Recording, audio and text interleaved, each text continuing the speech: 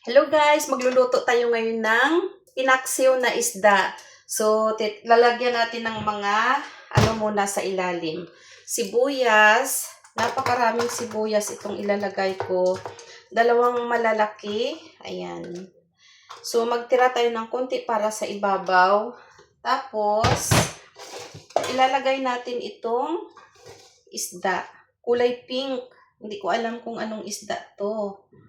Ayan siya. Hindi nyo tuloy makita at ako ang walang nagvi-video sa akin. So, ayan siya. Ihilera lang natin ng padahan-dahan.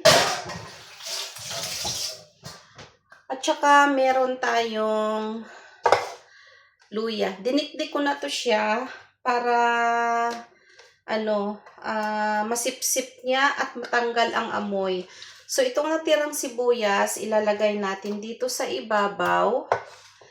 Meron din tayong bawang. Isang buong bawang to. Ayan. So, dadagdagan ko pa mamaya ng sibuyas yan. At ayan siya, lalagyan natin siya ng mga seasoning para masarap. Lalagyan natin siya ng paminta. Ayan. So, lalagyan natin siya ng white vinegar. Wow. Sarap. Dadagdagan ko pa ulit siya ng red vinegar kasi apple to eh. Ayan. Napakasarap, napakarami. Depende mamaya, dadagdagan ko pa mamaya ulit ng suka. So, para mas hindi siya dumikit, lalagyan natin ng mantika na konti. So, isasalang na natin. Ayun, nakalimutan ko pala, meron pala tayong sili. Napakaraming sili. Tapos, mamaya lalagyan natin ng ampalaya at saka talong. So, tingnan natin kung makaisang plato tayo o dalawa. Ayan na guys, kumukulo na yung paksiw natin. So, lalagyan natin ng asin. Ayan, marami kasi madaming to eh. Madaming isda. Kaya, madami siyang asin nilagay. Pero hindi naman yung sobrang daming asin. So, ngayon titikman natin kung tama yung asin.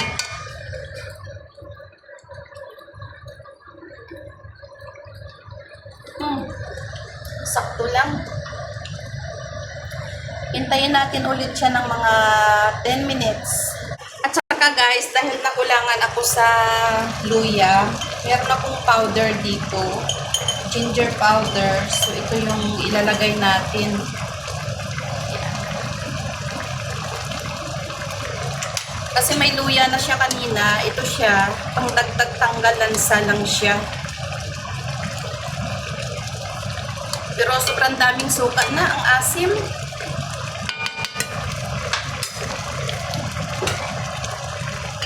Dadagdagan natin ulit ng konting mantika. Sarap kasi yan mamaya. Hintayin ulit natin. At dahil paluto na nga ang ating paksiw, meron tayong ilalagay na talong. Ayan.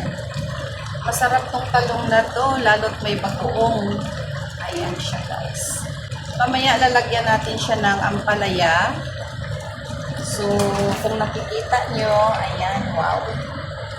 Mapapaindak talaga kayo neto mamaya. Tikman ko uli yung sabaw kasi dinagdagan ko ng asin. Tumataginting. Asim. Sarap. At syempre, luto na yung ating talong. Isunod naman natin ang ating ampalaya. So, ano pang hinihintay nyo? Sandok na ulit. Hintayin ulit natin ng few minutes. Kainan na. At ito na guys. sure ko luto na tong ampalaya dahil ayaw ko sa ampalaya yung medyo overcook. So, okay na siguro to. Yan, titingnan nga. Yan. Sandok na! Kainan na! Patayin ko na. Bye-bye!